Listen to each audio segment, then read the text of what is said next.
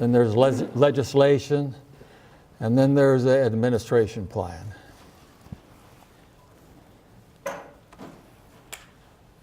Let's do some old business first.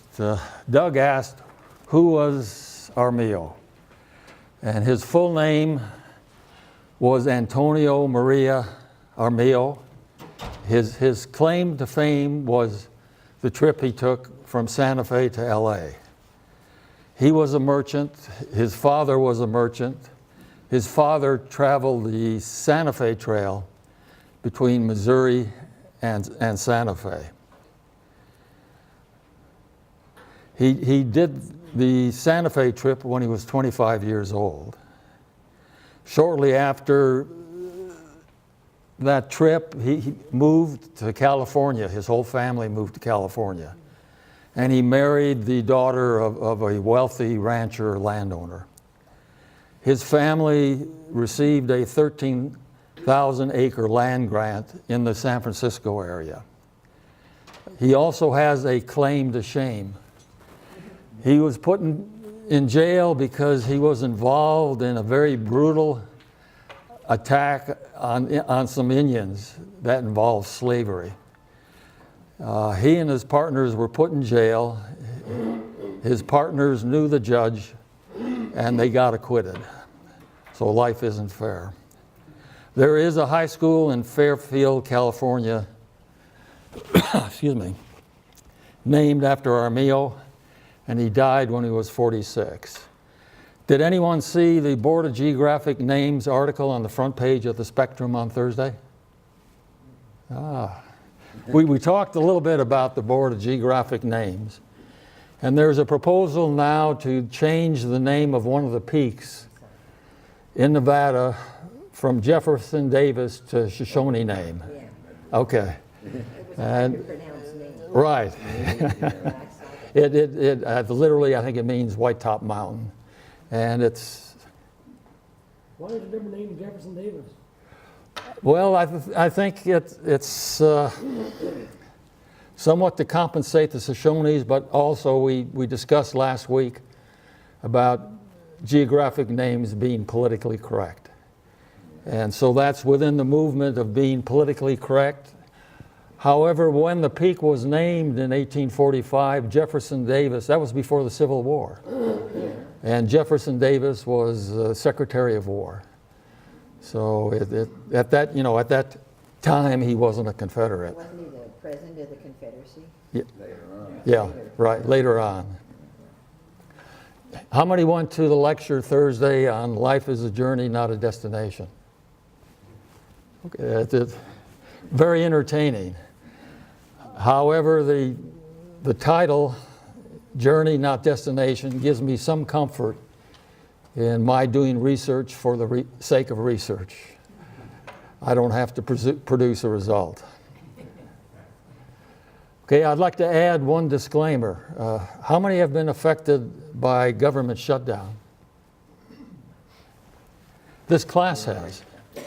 A lot of resources on the web are no longer working from the National Park Service. I've got several inquiries into both the BLM and National Park Service for information regarding Armijo's travelway. And unfortunately, they're not working. And I'm not sure when I'll get some answers. Steve Heath pointed out there's another misnomer. And possibly it should be Mexican Trail rather than Spanish trails.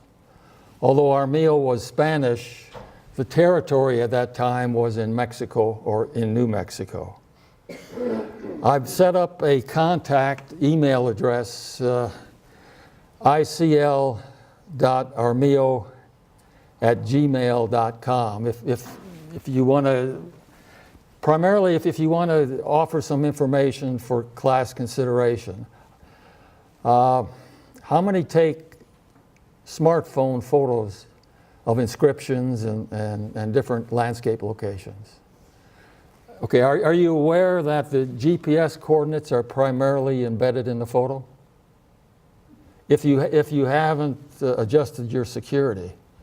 So if you send me photos taken by your smartphone, They probably will have GPS coordinates embedded in the photo file. And I will try and plot them on Google Earth, and if I get enough of them, maybe we can add that to a class.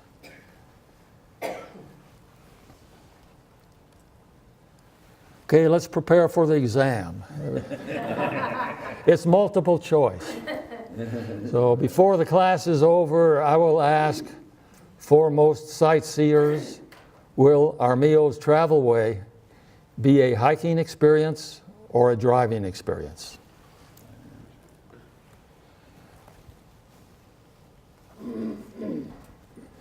In the beginning, Lyndon Johnson made a speech in 1965 on the conservation and preservation of natural beauty. In the speech, he said, "Copy the great Appalachian Way in all parts of our country and make full use of rights-of-way and other public paths." After the speech, the Department of Interior was directed to study existing trails in the U.S., and they prepared a report, Trails for America report, that was completed in 1966. That laid the groundwork for the National Trails System Act of 1968, which is associated with the Spanish trails. So we can see there's a process. There's a proponent, that's Lyndon Johnson, but I would guess Lady Bird was the one who was interested in preservation of natural beauty at that time. So we have a proponent, we've got a study, which ended in legislation. The legislation was the National Trails System Act, Trails System of 1968, as amended. It created 4 categories of trails. In the original act, it included scenic and recreation trails. In 1978, historic trails were added, or as an amendment, and 1983 rail trails were added. The first trails in 1968 were the Appalachian and the Pacific Crest. So initially, when the act was passed, there were only 2 trails. It establishes the process and criteria for designation of future trails. It's been amended 37 times as of 2013. The trail lengths are less than a mile to over 5,000 miles, and now there's more than 50,000 trails within the national system. The purpose of the national trails is to provide outdoor recreation, to promote preservation of public access and enjoyment, and appreciation of the outdoor areas and historic resources. Let's look at national scenic trails. Their purpose is conservation, outdoor recreation, enjoyment of nationally significant resources, and they are generally continuous and uninterrupted. They're generally more than 100 miles in length, and to become a national scenic trail, it needs to be legislated by an act of Congress. There are 11 within the system. Examples include Appalachian, Pacific Crest, Continental Divide, and Arizona. National Historic Trails. Purpose, identification, and protection of historic routes, remnants, and artifacts for public use and enjoyment. They also are legislated or designated and authorized by Congress. And this is important. They follow as closely as possible and practical the original trails or routes of the travel of national historic significance. So they're approximately correct, but precisely wrong, as we discussed last week. They are not necessarily managed as continuous. There's a total of 19. They again are plus 100 miles in length, And they originate by public proponents. The government doesn't initiate their creation, the public does. Steve? I think there are 22 now. Are there? Okay. Now, maybe not all 100. Well, for example, Star Spangled Banner. Yeah, this right here is a list of all of the trails. I won't read them out, but right now I've got 19 in this reference. And what is underlined are associations, foundations, and alliances. So that you can see that there's a lot of, and these are the proponents for the National Historic Trails, for their initiation or for their promotion.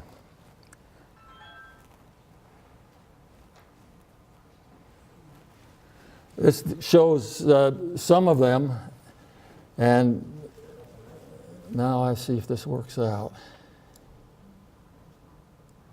Santa Fe is the hub for the Santa Fe Trail, for the Spanish trails, and for the El Camino Real. So the El Camino Real came up from Mexico to Santa Fe. The Santa Fe Trail goes from Missouri to Santa Fe, and the Spanish trails go from Santa Fe to LA.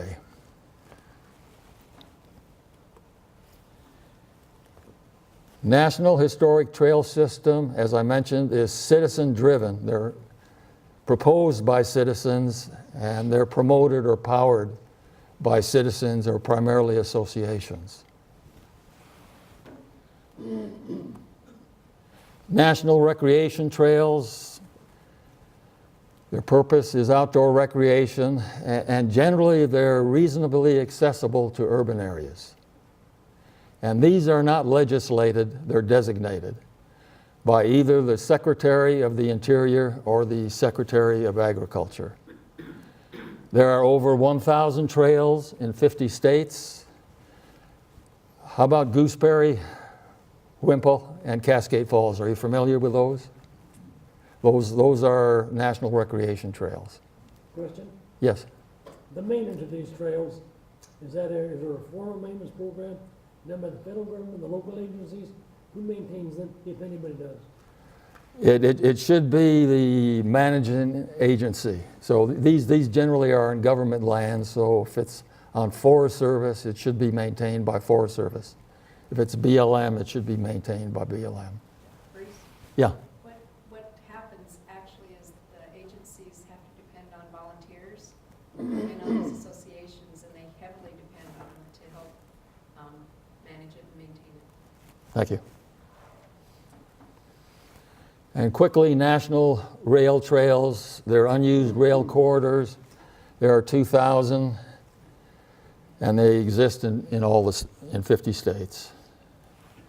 Went to Wikipedia, and we could see that there are 3 rail trails in Utah and 1 in the planning stages. Generally in Davis County, near Park City, Draper and Sandy, and Sugar House. Land acquisition for a national trail within the system. The United States shall not acquire for the trail any land or interest in land outside the exterior boundary of any federally managed area without the consent of the owner of the land or interest in the land. So the federal government can't take land for trail use unless it's agreeable with the owner and they're compensated. What are the advantages of being within the national trail system? There's federal promotion. You look at a national park site or a BLM site and you'll get a lot of information on these trails. There's centralized administration and coordination of federal and non-federal lands. As the Spanish Trail, I say only about 50% is on federal lands, and the rest is on private lands or non-federal lands, state lands, Indian reservations. There is certification as historic for promotion and and development on non-federal lands. So if the Spanish Trail was identified as crossing private lands, the landowner could get certified that this was the approximate location, and then they could go ahead and promote it and develop it. There's minimal funding for development. Old Spanish National Historic Trail chronology. Again, process, proponent, legislation, study, legislation, comprehensive administrative strategy. Lobbying began in 1983 by some Grand Junction residents, and they lobbied their Colorado legislators. In 1994, the Old Spanish Trail Association was created. Legislation is required for a study for a National Historic Trail. That happened in 1996. The legislation directed a feasibility and environmental assessment study. The first draft of this study was completed in 2000, and they concluded that the Old Spanish Trail was not nationally significant. The Old Spanish Trail Association provided them with more information and more input. So they had better information. They revised the feasibility study and found national significance. That created the trail through legislation, the Old Spanish Trail Recognition Act. And following that, just recently was completed the comprehensive administrative strategy. The results of the Spanish Trail feasibility and EA authorized by the 1996 legislation was reported in 2001. How can you, remember from last week, how can we limit accuracy errors, or at least being accountable for our errors? We can show locations on small scale maps. So the location in the legislation was referred back to the feasibility study, and this is an example of the location they used within the legislation to define the location. This shows St. George. The scale of the map was about 1 to 500,000, or 1 inch on the map is about 8 miles. And we can see right here in the St. George area that the trail was located in the Virgin Gorge. Approximate land ownership for all Spanish trails, just not Armijo's. As we can see, it's only about 50% is on federal lands.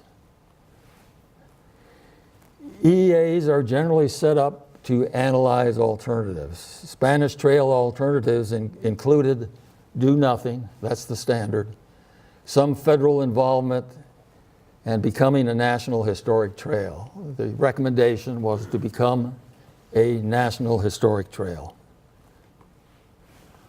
What costs $35,000 an ounce? Close. My example is an environmental impact statement, which is a lot more, it's a lot more detailed than an EA. Yeah. But I was involved in one reviewing a mine operation on Forest Service lands. And the company paid about $35,000 an ounce. I weighed the report, and I knew how much it cost. So that's pretty expensive. Old Spanish Trail Recognition Act of 2002. It creates the trail by amending the 1966 legislation.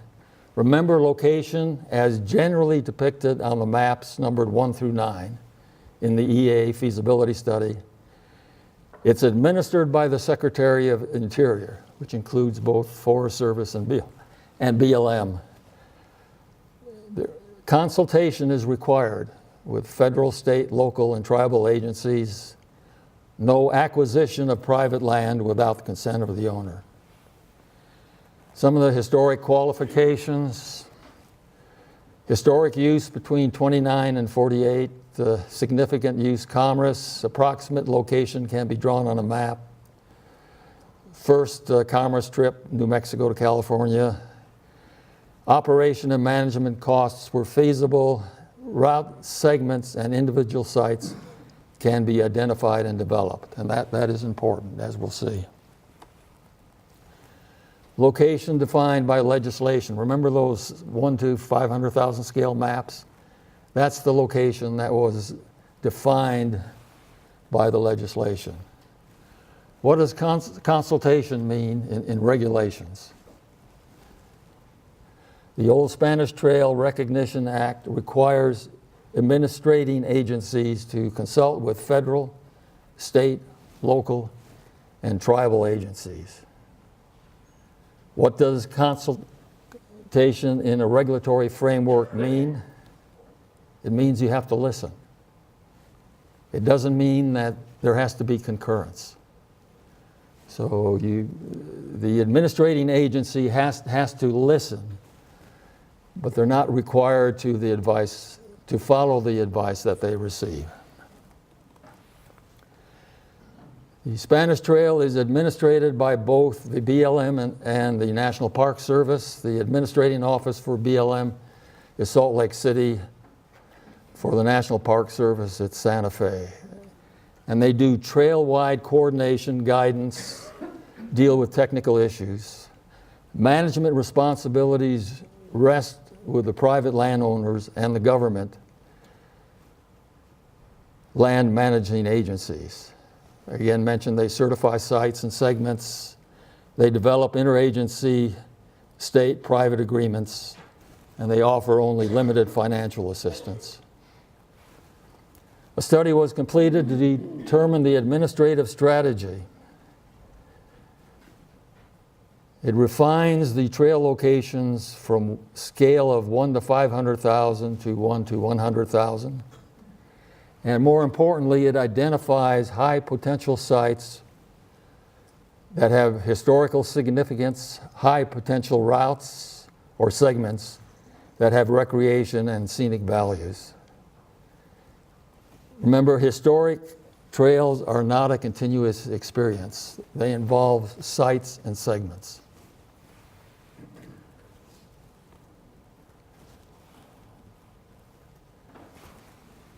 If I said CAS, you know what I meant? Acronyms are big. So this is the CAS, the 2017 CAS. It's Comprehensive Administrative Strategy. So I was talking to some BLM people and they kept referring to CAS. It took me a while to understand what it was referring to. Here's an example of differences in alignment between 2016 for the administrative study and the original environment assessment feasibility. So remember that in 2001, the trail went along the gorge. In 2016, they revised the alignment further to the north. And these revisions were actually done on 1 to 100,000 scale. Interpretive themes for sites and segments, mule areas, mid-century trade of blankets and horses, effects on Indian tribes, wayfinding, navigation, so forth and so on. High potential site attributes, historical significance between 1829, 1848. Presence of visible historic remnants, scenic quality, and they haven't been disturbed too much. Segment attributes, high quality recreation experiences, greater than average scenic values, vicarious experience of the original owners. This is a map within the administrative study, and it shows the location of high potential sites and segments. And this is Armijo's Trail. And we can see that most of the sites are located in the Santa Fe area, the Las Vegas area, and in California. The only site here along Armijo's that's been identified in the administrative study is Pipe Springs National Monument, which is here. This is a listing of the high potential sites along Armijo's travelway, and they can be classified as springs or pueblos, which are houses, pueblos, which are Indian reservations, cemeteries, and adobes, which are houses. Support of non-federal sites and routes. Again, there's a partnership certification program. First it's certified, then there's a cooperative agreement. And there's quid pro quo. So in order to get the certification, the landowner needs to agree to open that location to the public on a regular basis and to maintain that location. Easy travelway access. The red areas probably require permission. They're not on federal lands. On federal lands, generally, you won't need permission to follow Armijo's travelway.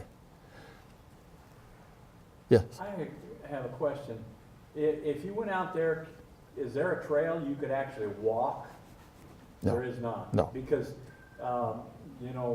as a scout leader in Colorado, our scouts hiked the Colorado Trail, which goes from Denver to Durango. And that is a trail that people are on, that there is a path. Yeah. If you get on the Colorado Trail, you know that you're on that trail because it's a beat down path, and in the summertime, there are people going both ways, from Durango to Denver and from Denver to Durango, and Yeah. It's a real trail. Yeah, I mentioned that, again, the Spanish Trail is divided into segments. And there may be some paths within the segments. And probably these paths were developed before or after Armijo. It's not sure. Unless you really have some artifacts identifying it. And maybe can we hold the questions till later? I want to make sure Diana has enough time to make her presentation. What's the difference between federal and state lands? Access and use for federal lands will generally be funded by many taxpayers. Access and use for state lands will be generally funded by only a few. So if it's a federal land, people from Connecticut are funding access and use. And in my mind, that's one of the big differences. I'm very interested in access and use of public lands. And one of the things to consider is funding and maintaining them. And I think the government will have a lot more financial ability than the states. Indian lands. They're in yellow. And you can see the trail crosses quite a considerable amount of Indian reservations. This is Apache Reservation. Near Santa Fe are pueblos. The Utes are here. Pipe Springs is there. Shivowitz is there. But the federal government holds title to most Indian reservations and trust lands. Are they public lands? No. Indian tribes are autonomous with respect to their use. Have you seen the no trespassing signs on the Shivowitz Reservation? Oh, yeah. So they can control use. And if you want to travel the Spanish Trail on Indian reservations, you do a little research and figure out if it's allowed. This is an existing trails database. The green indicates location of trails within this database. It's not a federal database, but it's approximately correct. Armijo's trail is in red. Are there many existing trails aligned with Armijo's trail? Travelway. It's not a trail, it's a travelway. It doesn't seem to be. There doesn't seem to be many green areas. There's a few locations, but generally there are not many trails within the database. And this is a little misleading. This right here is the Continental Divide Trail. This is the Arizona Scenic Trail, Pacific Crest Trail. This is more of a bike trail that's from Moab to Boulder. But why do the existing trails not correspond to Armijo's travelway? Let's go back to last week. Remember, Armijo avoided the mountains because of travel considerations. But in the desert, mountains have the best environment for hiking. So that's one explanation. And you can see the green areas, the green trail areas are pretty much overlaid on top of the vegetation areas, which are the mountains. Hiking experience. This is Armijo's travelway as defined in the administrative study. You recognize it? This is the St. George area. And is this area historically significant? If Armijo traveled this way, it is. I don't think we'll find any artifacts. If we walk this alignment, will we have exercise? Exercise is putting one foot in front of the other. So, are there obstacles? There's a lot of development. And would it be enjoyable? That's debatable. Do you see the chocolate cliffs? Remember the chocolate cliffs in the Grand Staircase? We have the same rock layers here in the St. George area. And we'll get into geology in 2 or 3 classes.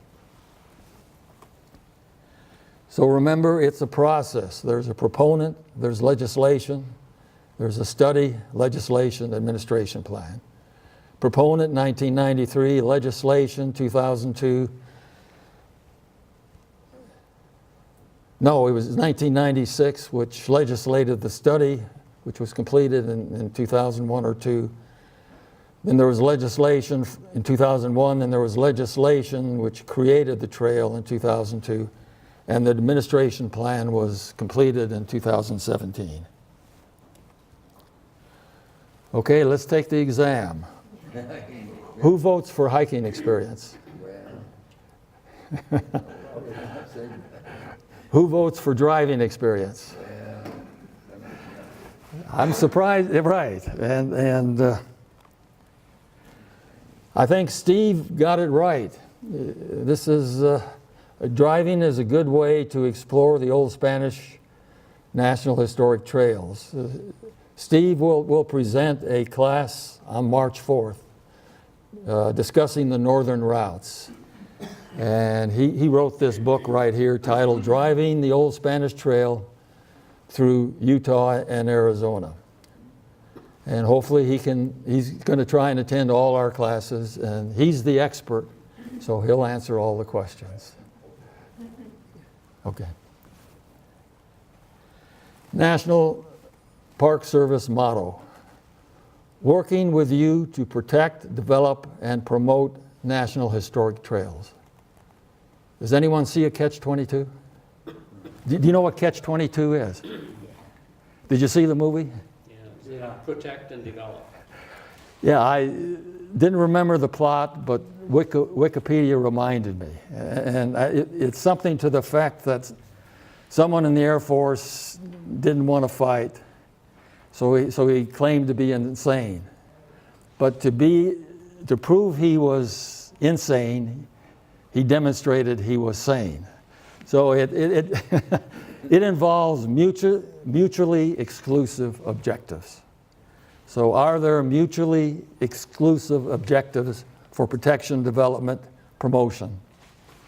And Diane is going to tell us. Well, I'm very happy to be here. I'm kind of glad there aren't as many people this week as there were last week, so good job for hanging in here.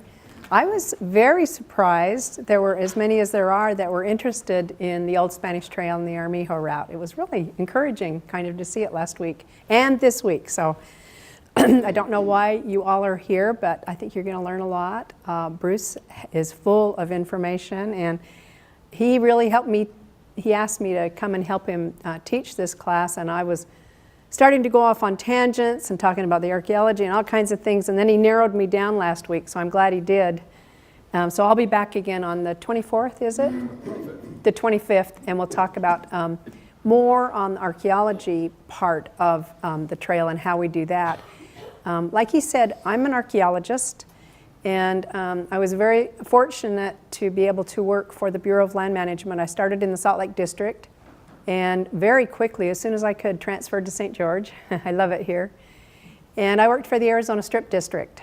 I came down from Salt Lake as the district archaeologist, and that's what my education and training is in. And then in 2001, I got the opportunity to become the planning team lead for the planning of the Grand Canyon Parashant National Monument and Vermilion Cliffs National Monument. So we did a management plan for those, similar to what they do for the trails too. Because my love is archaeology, I still kind of kept my toe in archaeology. And in 2008, I got a chance to work with Mark Henderson, who was a retired BLM archaeologist from Ely. And he and I did some groundwork on the main route, actually, of the Old Spanish Trail over by Beaver Dam. And that's what I'll be able to talk to you about when I come back on the 25th, is that. So I'm going to try and keep focused. But I would welcome questions, so if anybody has any questions. I've got to tell you that this is not my expertise, the Old Spanish Trail. You're going to hear about everything I know, and it's not a lot. There's a lot more that you can find out about the trail. This gentleman here had a really good question, though, and it's probably a question that a lot of people have. Well, is it a trail? Can I find it? Can I walk it? What's the deal? So remember, you've got to think about what kind of a trail this is, and this is true of any trail. This was not a wagon train. This is not an automobile trail. This is a horse trail. Okay, these guys came from on horseback, traveling across the terrain, and they had a specific purpose, so they were trying to get to a destination and then come back and make it back safely. And they were commercial people. They were traders. They were trying to make a living. And so think about what is it you're going to find that's traces of that trail. If they're they're going by horseback, and then when they get to California, the San Gabriel Mission, they're bringing with them the trade goods they know they can sell. So they're bringing with them the rugs, the woolen rugs that are woven over in that area. Abiquiu is still a big center in New Mexico for making the woolen rugs, and you can still go there today and see them making it, and you can buy them. It's really cool. Also the tanned hides. These folks along the Santa Fe Trail that went further east hunted bison and got the tanned hides, the meat. They could trade that. And the woolen goods. So that's the kind of thing that these guys were bringing with them on the mule back. So they had mules and horses, and they're going to San Gabriel Mission. And in California, they traded those goods for horses and mules, because that's what they were raising in the beautiful, California green fields. And they came back with even more horses and mules. So what you're going to see is a trace that looks like a stock trail, because it's little hoofs that are just making that trail. So that's what you're dealing with, is an actual trail made by horses and mules is what you're going to see. As they go along, they're going to have to camp. Okay, so they're going to have to stop along the way. And Armijo was actually working for the Mexican government when he did this. He had permission from the Mexican government to do a commercial trade route, and the Mexican government required him to do several things. They required him to keep a diary, and they required him to go at least 15 miles a day. And so that's what he was those parameters around him.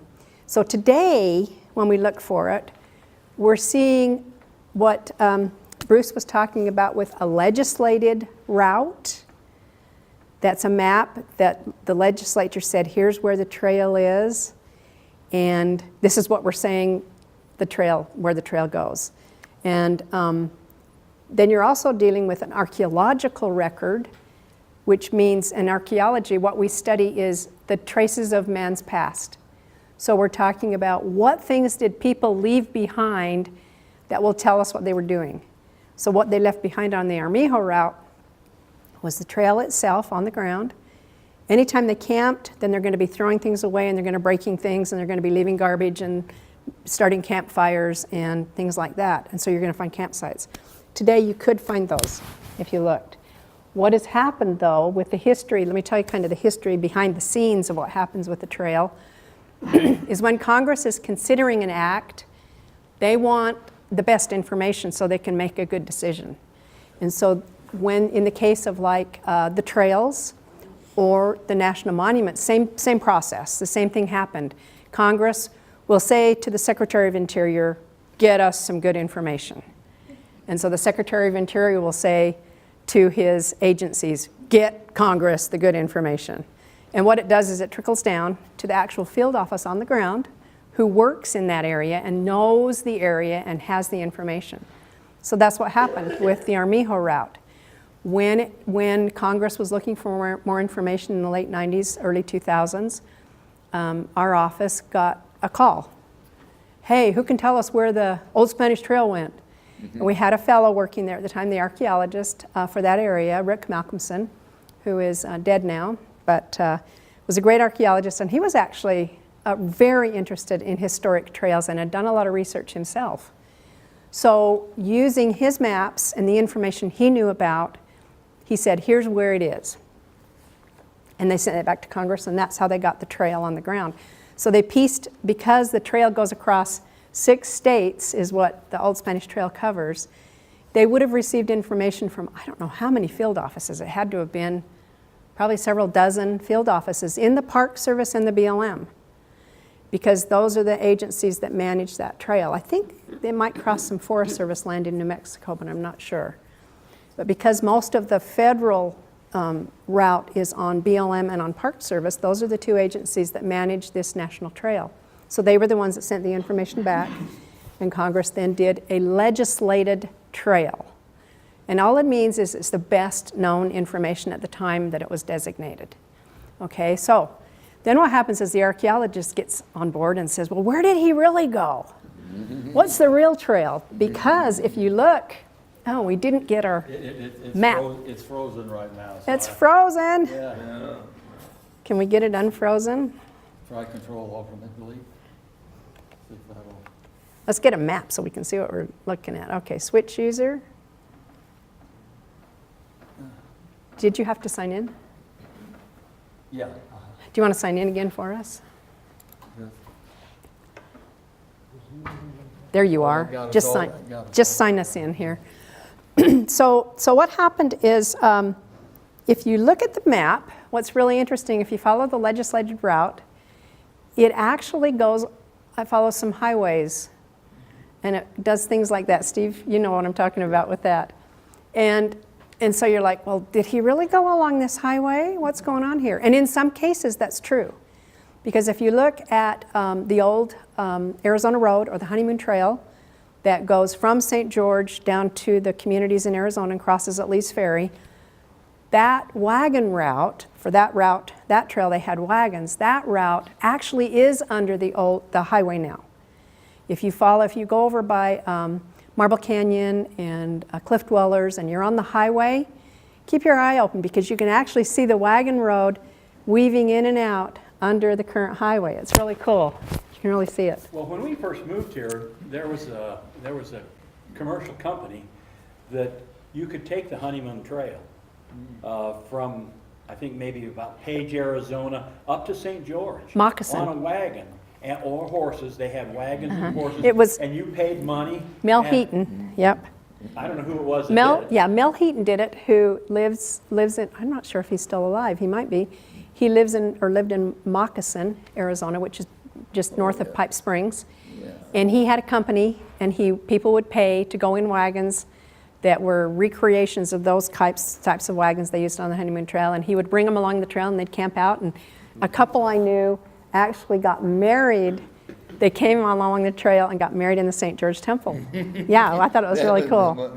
So you can do the physical kind of reenactments, and you can follow the traces. But when Bruce was talking about what you're looking at on a historic trail, is you're looking at route segments, and you're looking at associated sites. So it could be campsites or anything associated with the use of that trail during that time period. So remember, the time period for the Armijo route is really 1829 to 1830. The route of the whole Spanish Trail goes up until 1848, which, like Bruce said last week, 1848 is because that's when the Mexican-American War ended and Mexico lost a third of their territory to the United States. Okay, and this used to be Mexico, where we are now, which is why the commercial trade out of Santa Fe ended, or Abiquiu ended. So the trail traces would be looking at the trail from an archaeological standpoint, okay? And so there's different ways to look at it, because you can look at the trail from a recreational standpoint, which is what you're talking about. And what's cool is the primary purpose of the National Trail System Act and its amendment was because they wanted to provide recreational opportunities for people. That was the primary purpose for designating these national trails. And so it's really cool. That's why they did it. If you look, okay, that only shows the Armijo route, but let me, has it got the whole route? It has the northern routes also. Does it? Oh yeah, you do. Okay, good. So the Armijo route, here's Santa Fe. Abiquiu would be up to the north of Santa Fe, and that's where this trail started. The Armijo route, it shows it coming along and down to San Gabriel, which is in Los Angeles area. The northern route, so what happens is anytime you have a historic trail, especially a horse trail, a wagon trail, not so much an automobile, because an automobile needs a road of some kind. You'll have, well, an automobile road can do it if it's a dirt road. You won't have one specific trail, because think about it, if you're driving a wagon or riding a horse and you're going along and it's muddy or it washed out over here, what are you going to do? You're going to go, well, this looks easier over here, maybe I'm going to drive over here. And so pretty soon you get a braided route is what happens. And so that's what happened in this case, especially on horseback. These guys, you're pretty free on horses. You're going to pick the easiest way, the easiest route, the best way to get a horse across, horse and a mule train across. The other thing that they're doing is they're actually on top of prehistoric routes, which is really cool, because if you look at the terrain, you're going to pick the easiest way, the most direct route to get across, or you're going to go for water, or you're going to go for specific things that you need. Okay, in this case, because they have horses and mules, they're making sure they have an easy route on horseback, the easiest in the valley, but they also need water and forage, don't they? Your animals are going to have water, and they're going to have grass, or you're not going to make it. Your animals are going to die on you. Okay, so they're going to be watching for certain things, not just easy terrain, but they're going to be moving across the countryside thinking, okay, I got to have water sometime today or tomorrow, and I got to have some grass. And so, and because they're Mexican Army, they've got to make certain miles during the day, and they have to keep a diary. Okay, these guys were, I think the reason they picked the route they did, the Armijo route, is because of a couple of things.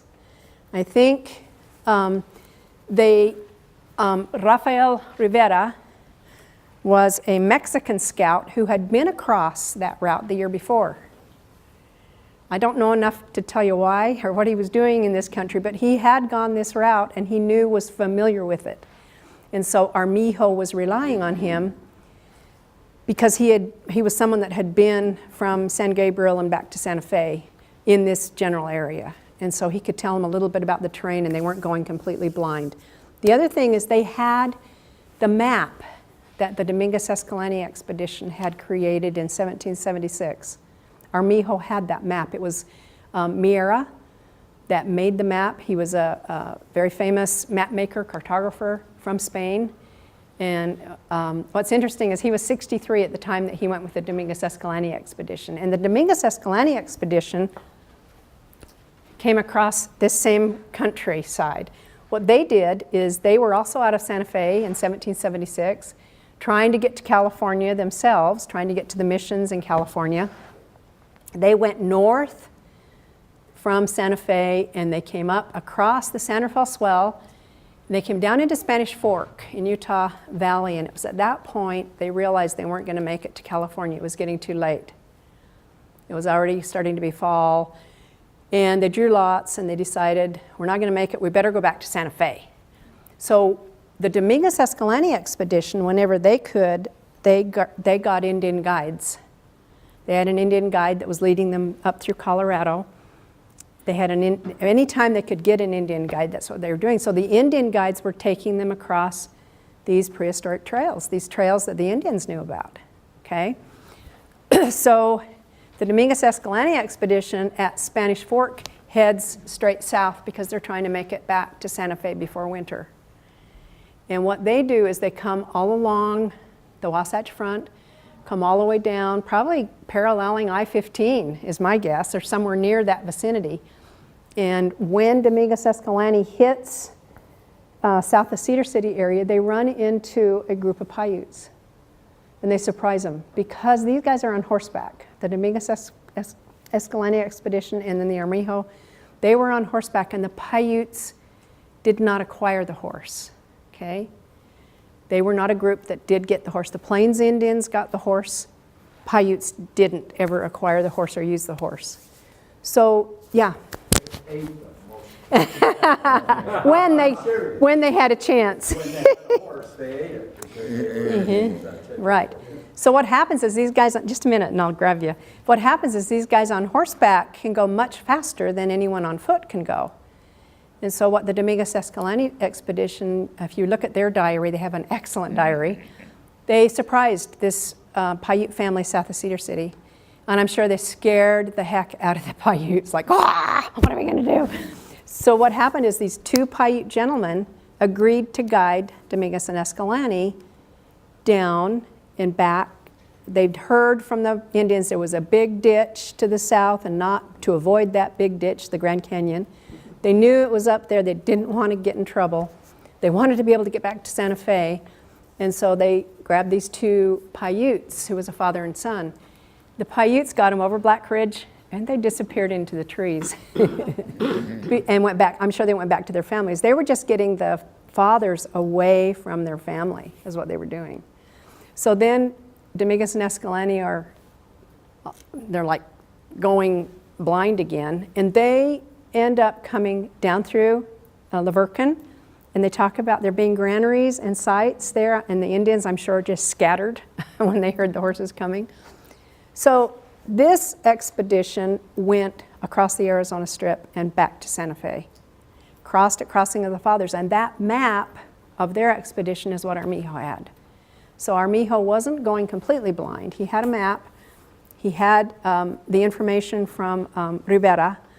And Rivera, I think Rivera was he with him, I think? I'm not sure if he was. Yeah, he was. He scouted it from Mesquite, but I thought he came up from Mexico to LA.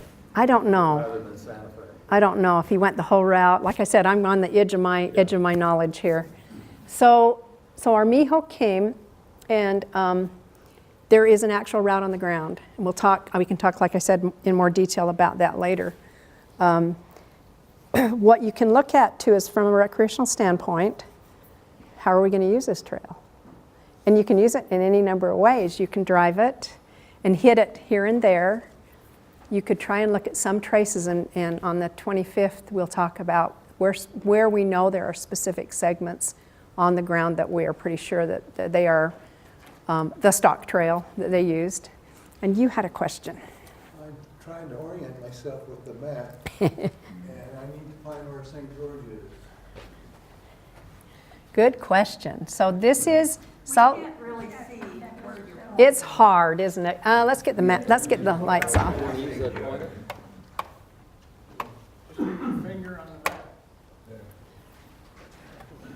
Can you see the pointer? No. Well, that's the problem. Okay, so here's St. George. Right here. So here's Santa Fe. Okay. And so we're talking the Armijo route. Oh, I see what it does. So that's the Great Salt Lake up there. Can you see that? Does that help? So you're leaving, and here's the Armijo route coming along. And you see several branches. The northern route, oh, this doesn't really have the northern route on Yeah, it. it's the red one just above.